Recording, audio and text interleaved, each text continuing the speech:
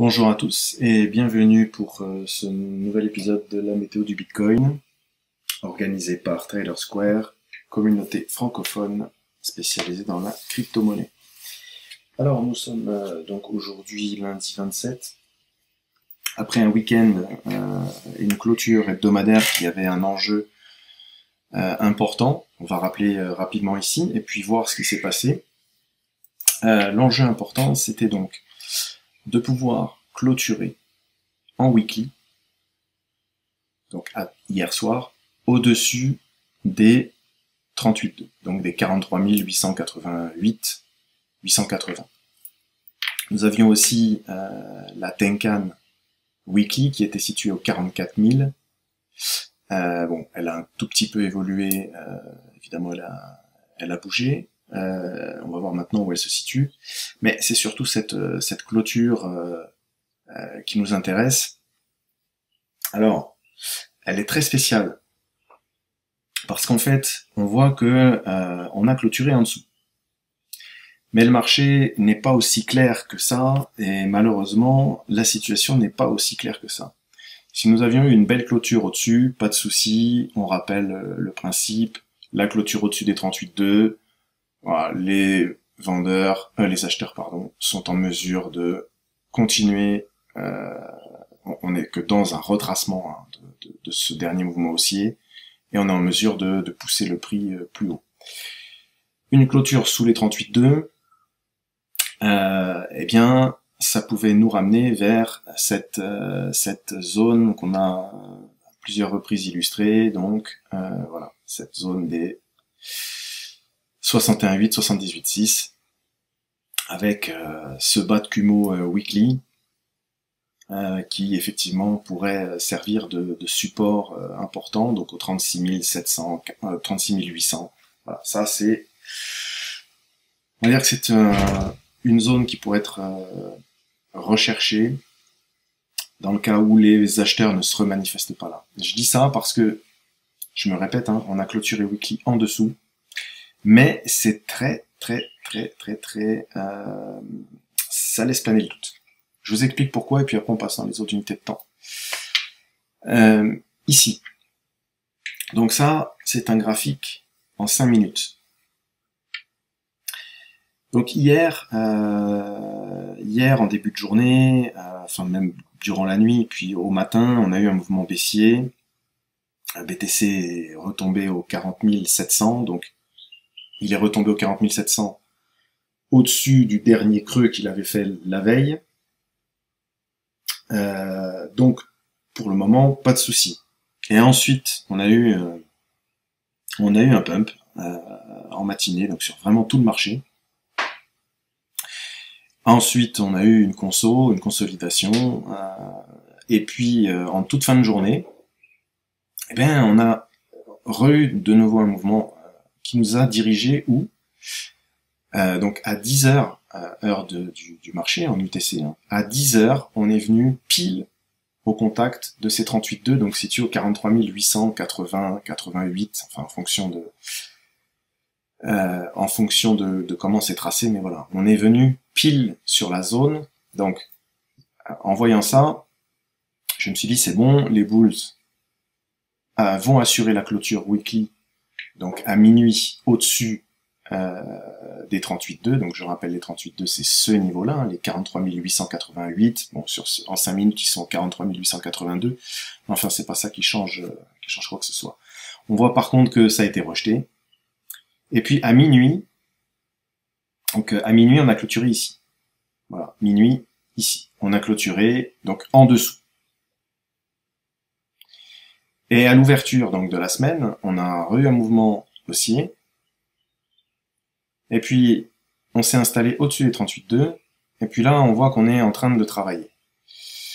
On n'en est pas loin. On n'en est pas loin. Donc, ça laisse planer le doute. Le marché aime bien le faire. Là, on avait eu un rachat net et une clôture bien au-dessus. Là, un rachat net, clôture bien au-dessus. Ici, eh ben, c'est peut-être ce qu'on peut appeler un faux breakout. On va voir. En tout cas, il y a réellement eu une volonté hier de la part des bulls de pousser ce marché pour aller rechercher ces 38,2. Donc, de dire qu'ils sont complètement perdus, non, il nous faudra malheureusement eh bien, un petit peu plus de confirmation, à savoir si c'était simplement qu'un breakout, et puis on va repasser au-dessus, et puis on va continuer le mouvement, ou alors c'est le début de, attention, on risque de s'enfoncer plus bas. Donc on va être vigilant à ça. Les signaux laissent place à de l'hésitation. C'est pas si clair et c'est pas tranché, donc soyons prudents. Donc notre niveau de Tenkan pour la semaine, il est situé ici. Hop, je vais retirer ça, pardon. Il est situé ici. Donc on est au 45 232. Donc c'est l'objectif à aller chercher maintenant, à récupérer ce niveau en weekly.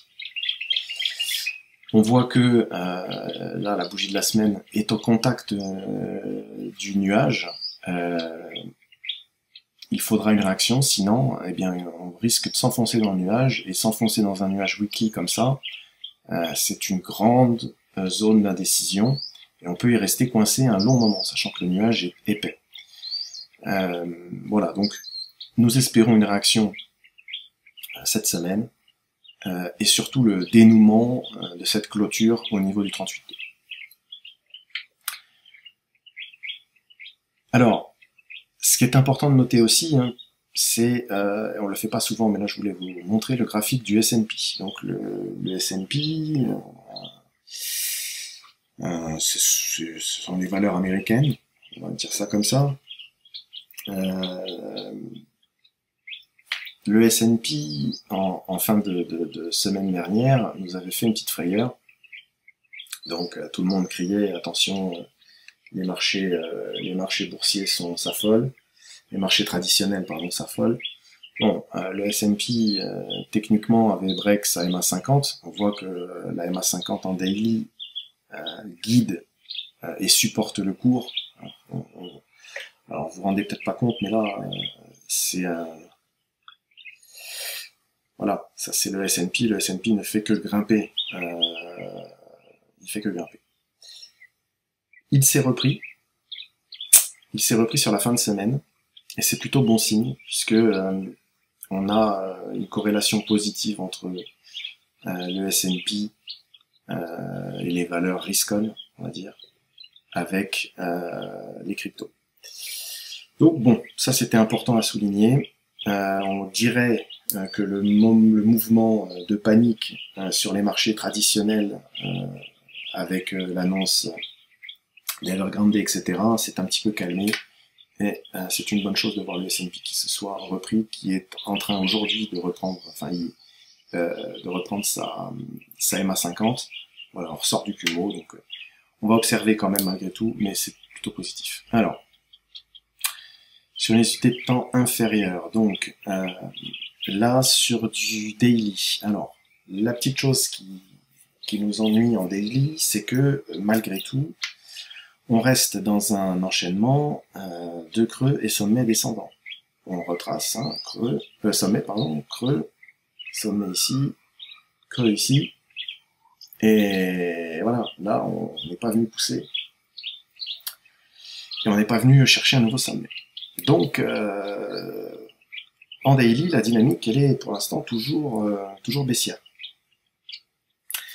Il y a un début de structure par ici, mais pour valider en fait cette structure avec un bottom clairement qui est défendu sur le niveau des 42 000, enfin des 40 500, 600, vous voyez que tout ce qui vient par ici, 40 700, tout ce qui vient par ici, mais c'est racheté, donc ça c'est une bonne chose.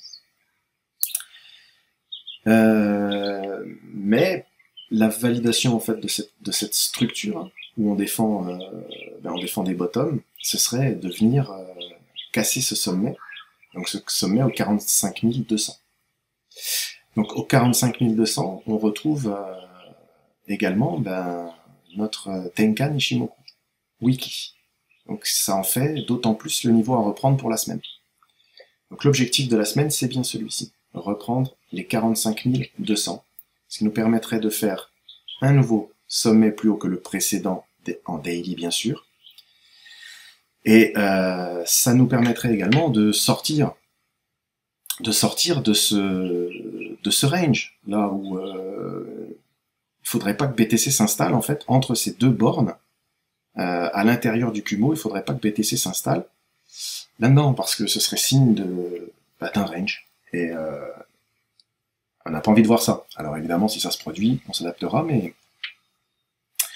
mais voilà, gardons en tête cet objectif. Péter les 45-200, ça permettrait de sortir de ces deux bornes et de pas rentrer dans un mouvement de range ni de compression. Parce qu'on pourrait éventuellement aussi là, donc faire des creux de plus en plus hauts et des sommets de plus en plus bas. Et on pourrait tout à fait installer une compression hein, de ce genre. Voilà, pour eh bien, tenter une sortie. Alors une sortie avec un triangle symétrique qui pourrait être aussi bien à la baisse qu'à la hausse. Voilà, donc voici pour moi les différents scénarios en daily qu'il faut surveiller. Le premier, mais tout va bien, on sort là de ces deux bornes, et puis on va faire un nouveau sommet, et on tente déjà de casser donc les 45 200. Ensuite, on aura effectivement un niveau de résistance important sur ce niveau-là, les 46 250. On a la Kijun Daily, qui fera office de résistance. On a la MA50 aussi, ici, en daily. On évolue toujours en dessous. Donc, et en dessous de cette fameuse aussi Kijun Weekly, on essaye de s'y installer durablement depuis un petit moment maintenant. Hein, donc maintenant, les enjeux en daily, c'est ça. 45 200, 46 200, et puis ensuite reprendre cette fameuse Kijun Weekly au 46 820 et s'installer définitivement au-dessus de ce niveau pour, disons, se dire qu'on est sorti de cette phase un petit peu délicate. Alors, on voit aussi là très clairement qu'en daily nous avons la Kijun, la Tenkan, pardon. La Tenkan qui était en aplat, et puis là qui entame une petite phase baissière. C'est normal, c'est le reflet hein, de ce qui se passe sur les cours. Donc là, on a clairement donc une zone de résistance, donc aux 44 000. Aux 44 000 en gros, on a cette Tenkan à reprendre. Au sud, les niveaux à ne pas perdre. Eh bien, on a alors ce niveau là, les 42 750. 42 750, qui était un ancien sommet en H4, qui devient un support local. Donc c'est un niveau à surveiller. On voit qu'il a été bien travaillé et qu'à chaque fois, pour le moment, hein, depuis le 24, il est racheté. Donc, premier niveau pour moi à surveiller vers le sud, c'est celui-ci, les 42 750. Et puis ensuite, ne pas perdre les anciens creux. Donc, les 40 675 et 40 700. Vous voyez que vraiment, on est sur cette bougie-là donc d'hier, et le mouvement baissier d'hier. On n'a pas fait de creux plus bas, donc on a vraiment une zone ici qui est excessivement rachetée. Vous l'aurez compris, bien sûr, si on vient à casser ce creux, il faudra faire attention, la structure qu'on tente de mettre en place ici serait endommagée, et bien pour moi, on irait retravailler ce creux-là au 39 600, et puis certainement aller vers l'objectif des vendeurs, hein, qui est cette zone. Voilà, on va la mettre en vert. Voilà, qui est cette zone. Voilà pour le daily. Ensuite, alors, on va passer sur le H4. Excusez-moi, je n'avais pas préparé la charte.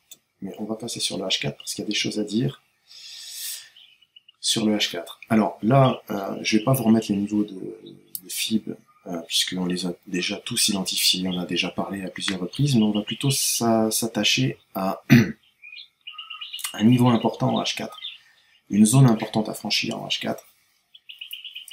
C'est ici, donc c'est les 44 200. On voit que les 44 200, c'est un plat de Kijun, c'est le bas de la borne haute de ce nouveau range, hein. Et c'est surtout un gros plat de SSB, donc un gros plat de Kumo. Et on voit que ce plat de Kumo, eh bien, il rejette le cours. Ça fait 1, 2, 3, 4 bougies H4 qui sont rejetées et qui ne veulent pas sortir du Kumo. Alors, une sortie par le haut du Kumo serait extrêmement positive. Voilà. Et puis, donc, en H4, comme d'habitude, les niveaux à reprendre, eh bien, dans un premier temps, c'est celui-ci. Hop là.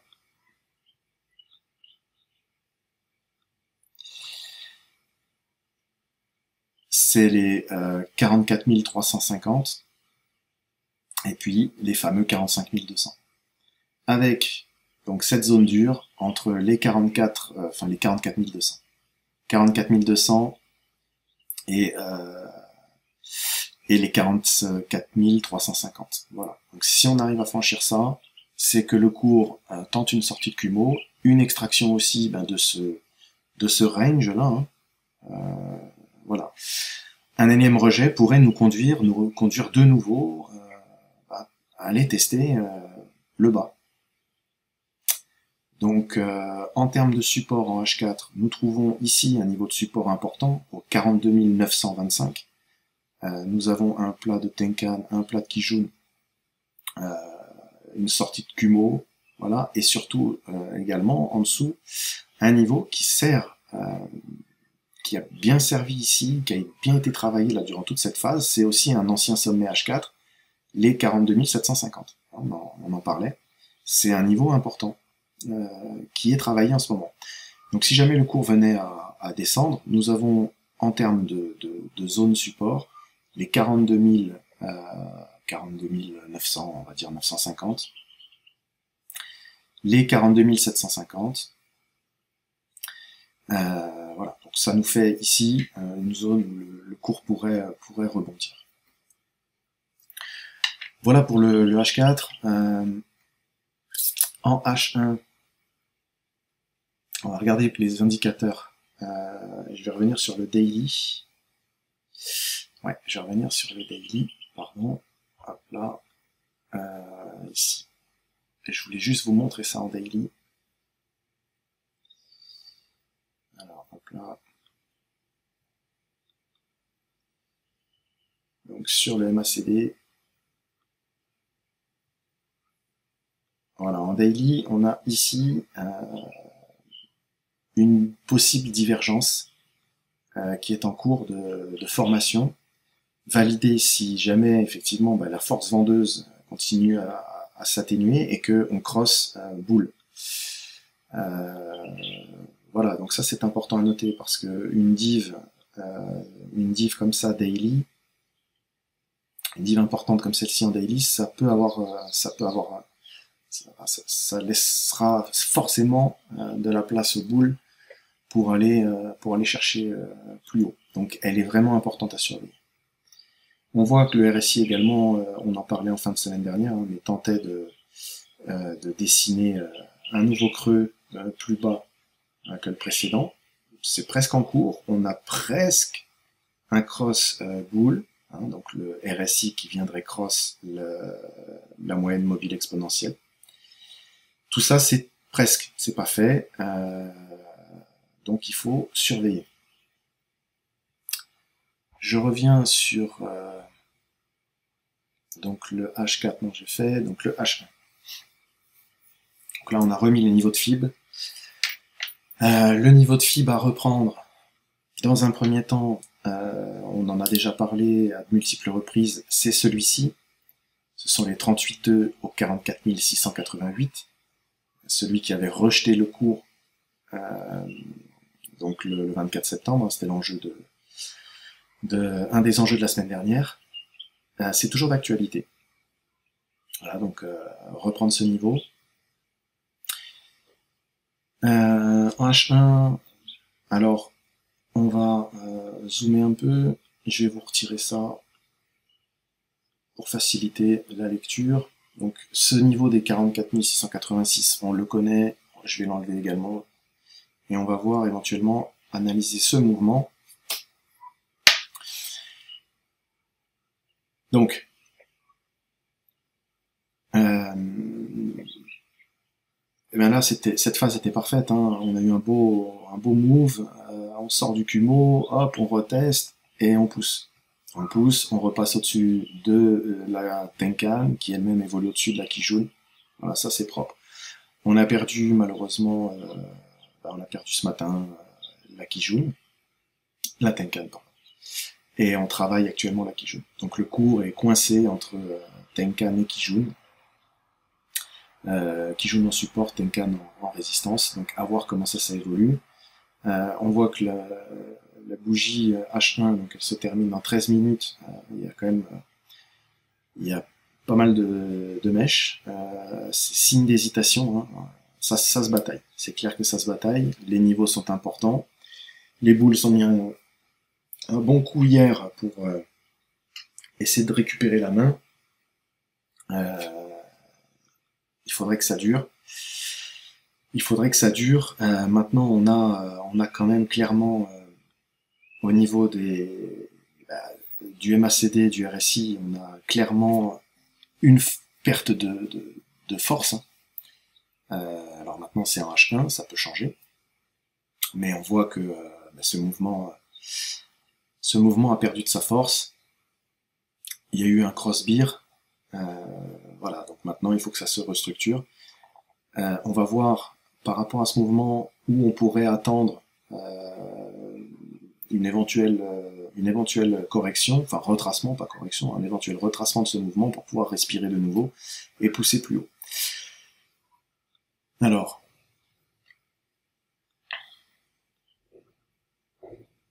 on va prendre notre point bas et notre point haut pour le moment qui est ici.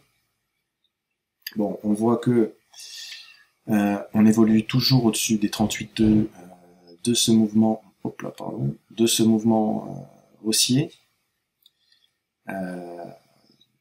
Voilà, donc on va dire que les 42 900, les 43 000 sont à défendre pour espérer continuer à faire de nouveaux sommets. Donc aux 43 000, on trouve également la MA50 en bleu qui servirait de support, ainsi que les 38,2, on vient de l'évoquer, et ce plat de Kumo, ce magnifique plat de Kumo, donc aux 42 900. Voilà, donc ça c'est une zone. Les 43 000, 42 900, c'est une zone à surveiller en cas de continuation de retracement. Voilà, il y a de quoi trouver support. Si jamais c'était pas le cas, et que le mouvement venait à s'enfoncer un peu plus, eh bien, il faudrait tout simplement surveiller ici, les 42 100, puisqu'au 42 100, nous avons les 61,8 de ce mouvement haussier, et cette trend qu'on a tracée il y a quelques jours déjà, avec un faux breakout là, puis on est repassé au-dessus. Voilà, donc un troisième, quatrième point de contact ici, faudrait surveiller. Donc au 42 100. Voilà, donc j'espère que ça vous a plu, et puis je vous dis à demain pour la suite.